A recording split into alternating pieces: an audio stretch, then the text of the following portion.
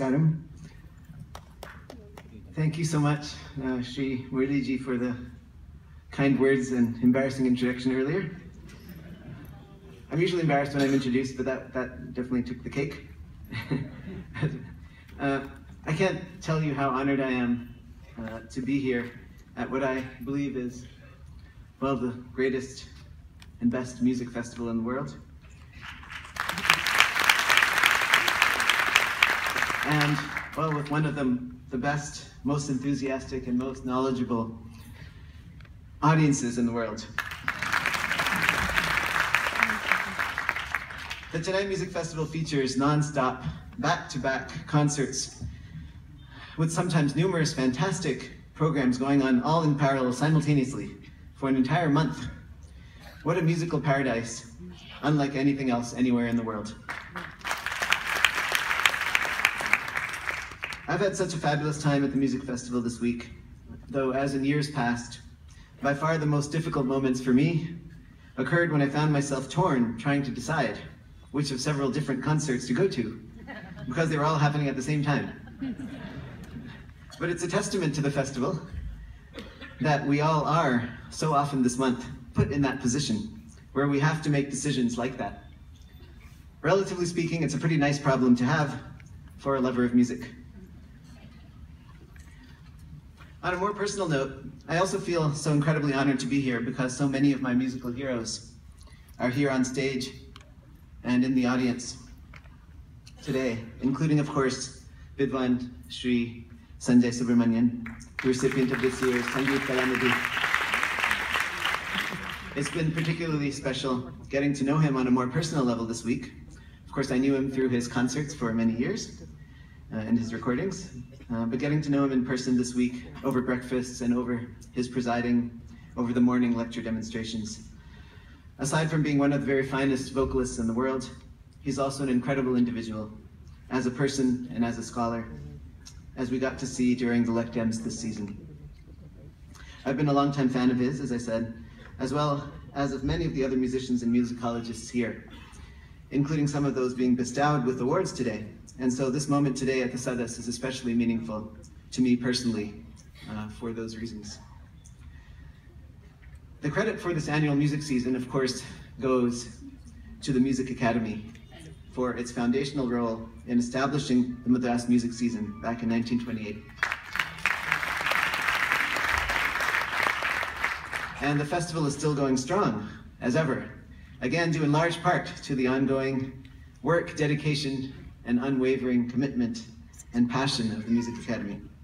The Music Academy continues to foster the arts in numerous important and critical ways, not the least of which is the recognition that it gives to outstanding artists every year for seminal contributions to music, dance, and scholarship. These awards of the Music Academy are now extremely well known across India and the world, and are among the most prestigious in the field. These recognitions are one of the critical contributions and defining features of the Music Academy, and it's the reason we're here today.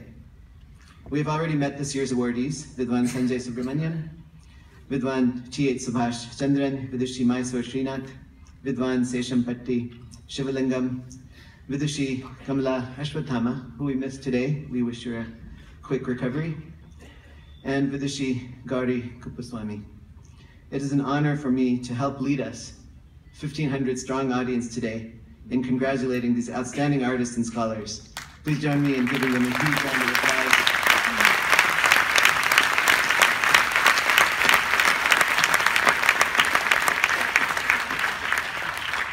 Celebrating them is why we're here today. I also want to give a huge thanks to the President, Sri N. Murliji. I've had the privilege of seeing his incredible leadership firsthand this week. Thank you so much. And to the entire board, and to the patrons, and to the members of the Music Academy for making this season a great success, despite the tremendous hardships that Chennai has faced in preceding weeks in the wake of the severe flooding. It's a testament to the spirit of Chennai, how Chennai has picked itself up after this natural disaster, dusted itself off, as people have generously and diligently helped each other get back as swiftly as possible to a state that is closer to normal. It has been an inspiration for the world to see. This music season, and today in particular, is dedicated to the flood victims and to the relief and rehabilitation of the city. It reminds us that we must do everything in our capacity to help, and yet at the same time not let it stop the incredible human activities that define Chennai, like the music festival, which is critical for the livelihoods of so many artists in the city here and around the world. I congratulate Shri N. Murliji, the board, and all the patrons of the Academy and the festival for very successfully making this their mission this season to help relief from the floods. And it's an honor to have been a small part of that effort. That's what this day means to me. I first came to concerts at the Music Academy 10 years ago and sat mesmerized and inspired by so many breathtaking performances of great artists.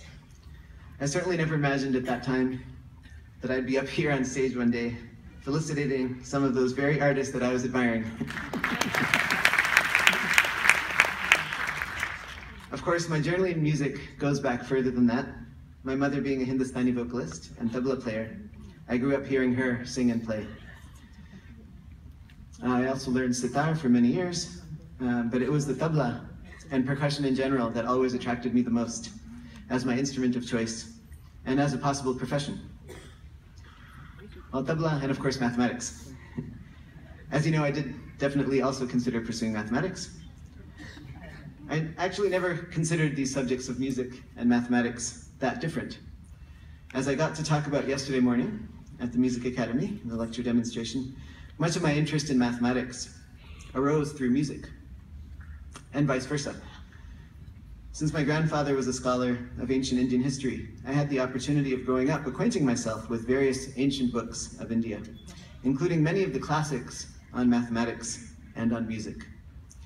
As everyone knows, Bharat's Natya Shastra and Shrangdev's Sangeet Ratnakar are two of the most groundbreaking works ever published on music in the world. And they laid the foundations of Hindustani and Carnatic music.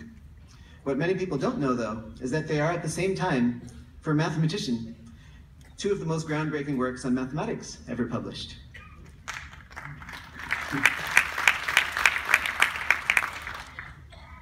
And I learned a lot of mathematics growing up from these and works that came after these two great works. Some of the beautiful mathematical problems in music that these two works discuss lie at the roots of some of my interests in number theory, which is the area of mathematics that I specialize in.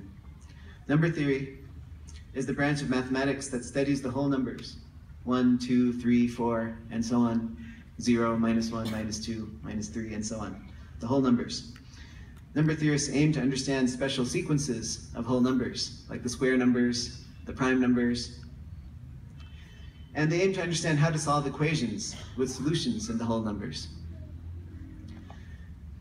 Both the Natya Shastra and the Sangeet Ratnakar considered problems in number theory, which remain very important in modern mathematics today, and which for them, for these works, had fundamental applications in music.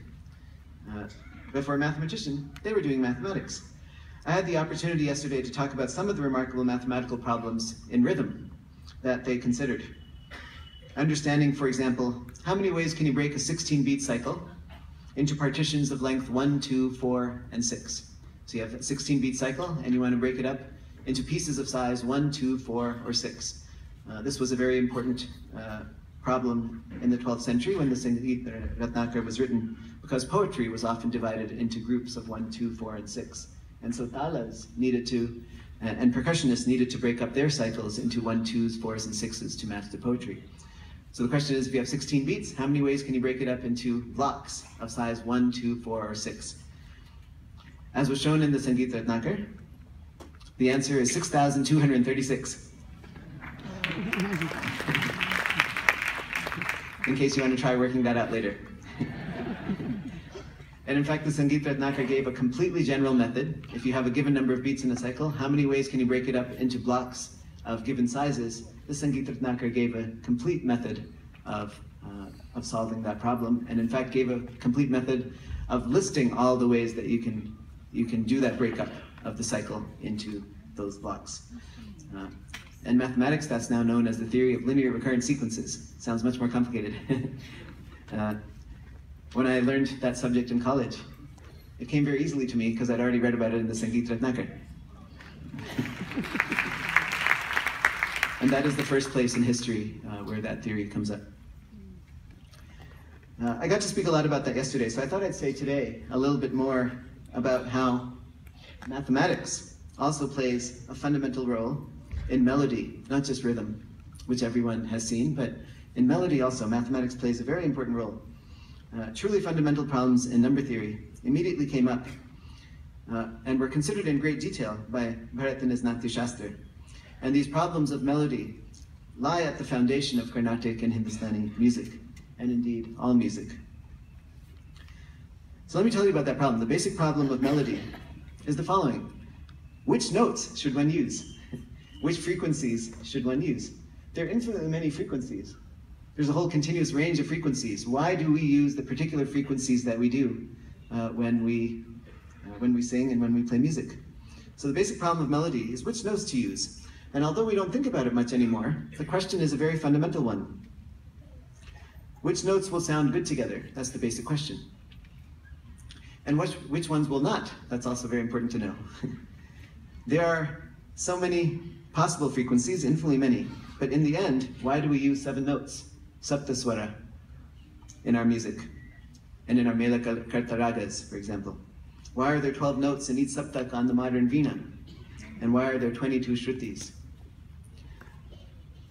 It's the question of which notes to use, which frequencies to single out and use to play our music, to sing our music, is a question that has faced all musical cultures in the world. And the answer to the question, of course, is an entirely mathematical one. We need to choose a set of frequencies that sound nice together, and that is able to evoke the emotions that we wish to evoke. The solution that was obtained in Carnatic and Hindustani music, as documented in Bharat's Natya Shastra back in 200 BC, is one of the truly remarkable solutions of this mathematical problem. And that mathematical solution is the seed that lies behind what eventually led to classical music being developed in India in the way it has, and it eventually led to the music becoming this incredible form and the oldest style of classical music in the world today, known the world over for its rich and expressive melodies. So how did Bharata and his predecessors solve this problem of choosing frequencies? Well, they observe, and this is written out in great detail in beautiful poetry, that the choices of frequencies that sound good in music are governed by certain mathematical principles.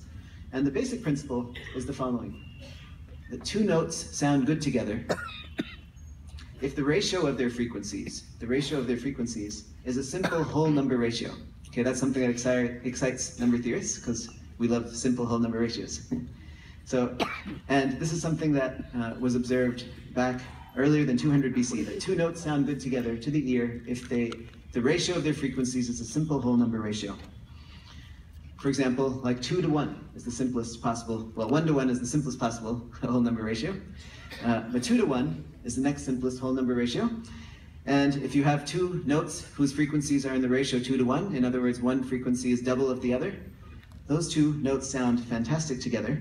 And in fact, that's exactly the distance of one saptak, the distance from sa to sa. 3 to 2 is the next simplest possible whole number ratio, and that's the distance from sa to pa, pa being the next most important note in Carnatic and Hindustani music. The reason this is true is that when 2 notes are in a simple whole number ratio in their frequencies, then it causes in our ear what's called resonance in physics. The overtones match up, and it causes a vibration in our ear that feels very pleasant. Resonance from simple whole number ratios of frequencies cause our ears and our minds to feel the coincidence and vibrations of overtones. That's why 2 people singing together, so when 2 people sing together and they sing in exactly the same pitch, that's very desirable, right? You don't want them off a little bit. You want them to sing exactly the same pitch. Why is that? Because the ratios of their frequencies in that case is 1 to 1, the simplest possible whole number ratio. But it's also true, it also sounds very nice when 2 people sing 1 saptak apart. That happens all the time, often when male and female singers sing together. The female will sing exactly 1 saptak higher than the male. They're not singing in the same frequencies, yet it still sounds nice. The reason it sounds nice is that they're actually singing in the ratio of frequencies 2 to 1. The female is singing at exactly frequencies that are exactly twice the frequencies of the male.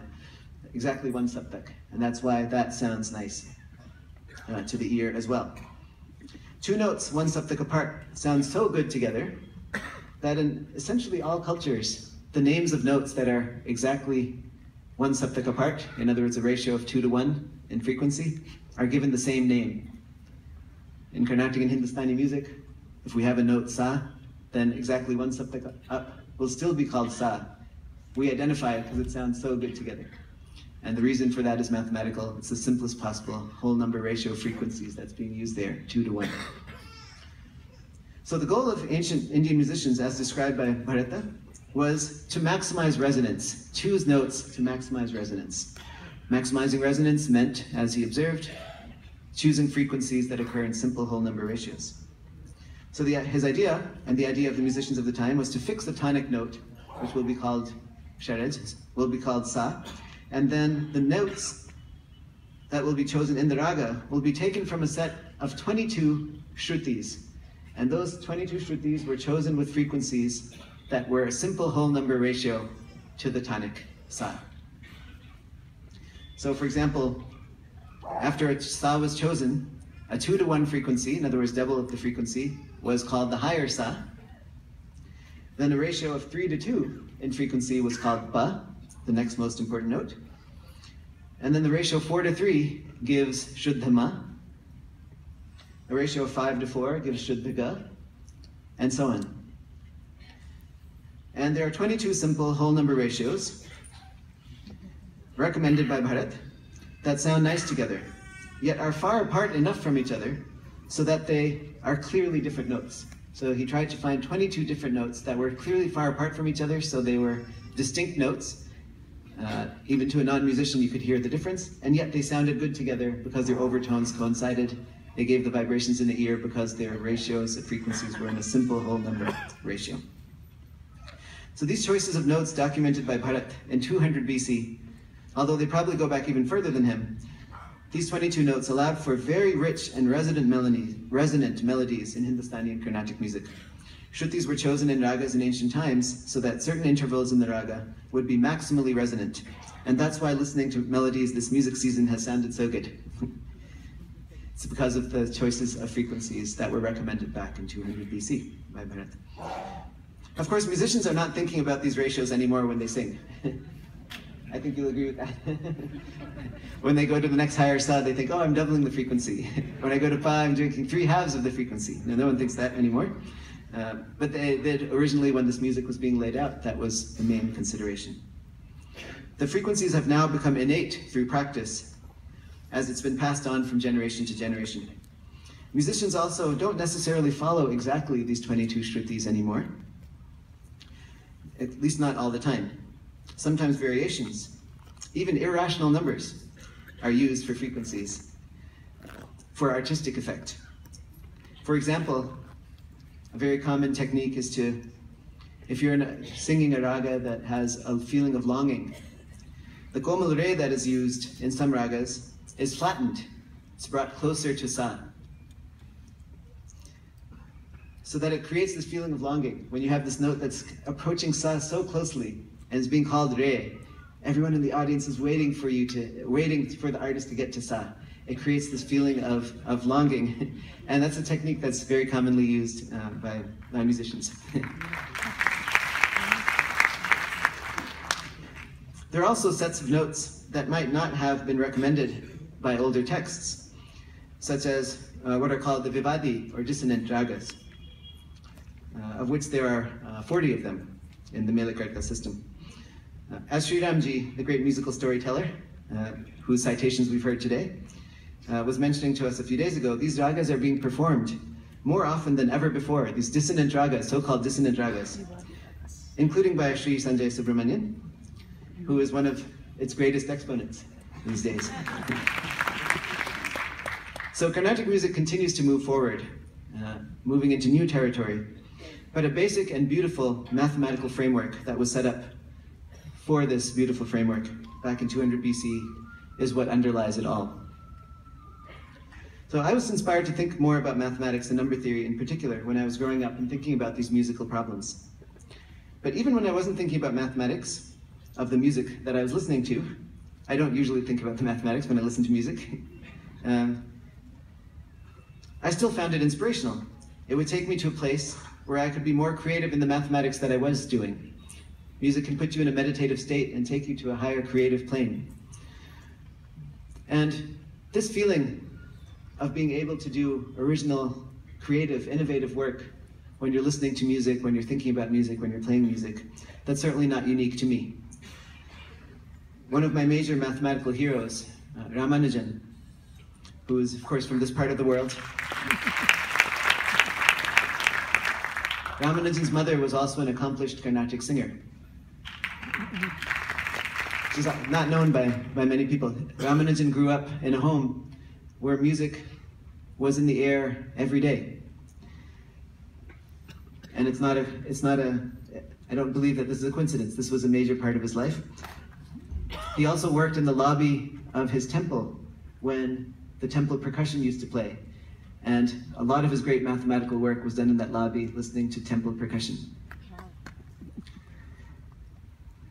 To give a more modern example, Professor Seshadri, who's one of the great mathematicians of Chennai, he started one of the greatest math institutions in the country, the Chennai Mathematical Institute. He's also an accomplished Indian classical vocalist and spends a lot of his time thinking and singing music. There's something about classical music that makes one more creative, even in other endeavors. Justice Mudgal, who was the former Chief Justice of the Punjab and Haryana High Court, who's a great supporter of the Music Academy. He spent the last week here going to all of the concerts. He was telling us yesterday that in his experience, judges with training in fine arts and music tend to show greater judgment and humanity in their decisions and judgment than those who don't. Steve Jobs was famous for his ideas for products that married top-notch aesthetics with top-notch engineering.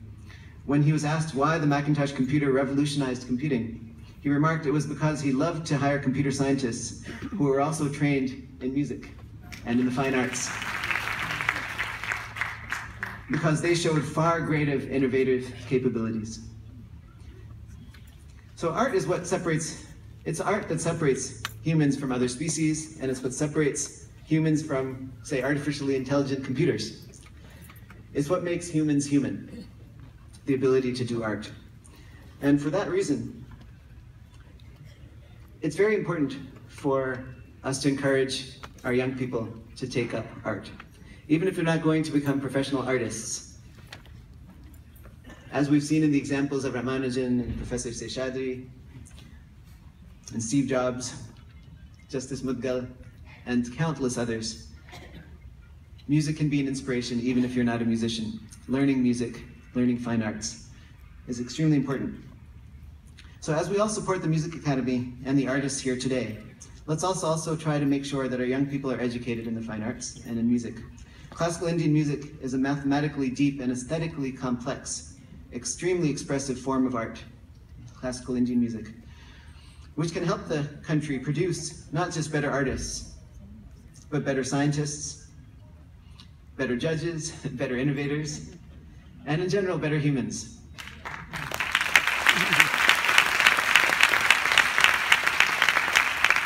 And the classical music of India is an art that unifies India. It's had contributions from all over the subcontinent that helped develop the art. From different cultures, subcultures of India have contributed and made the art what it is today. It's a great unifying art. It's mathematically deep, it's aesthetically deep, and it makes the people of our country better people. And we need to pass that on, continue to pass that on to our young people. So let's try to make classical Indian music part of the school curriculum. Let's open more schools, make sure that the young people can continue to progress this art, to preserve this art. And we need to make sure that we continue to evoke the very best from our young people, and this is a great method by which to do it. So that's what I wanted to end with. I thank you very much for your attention.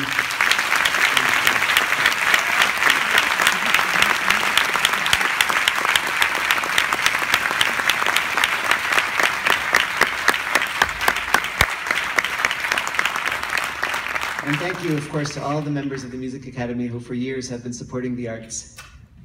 Without you, this wouldn't be possible for so many years. So, and let's keep it going. Okay, thank you so much.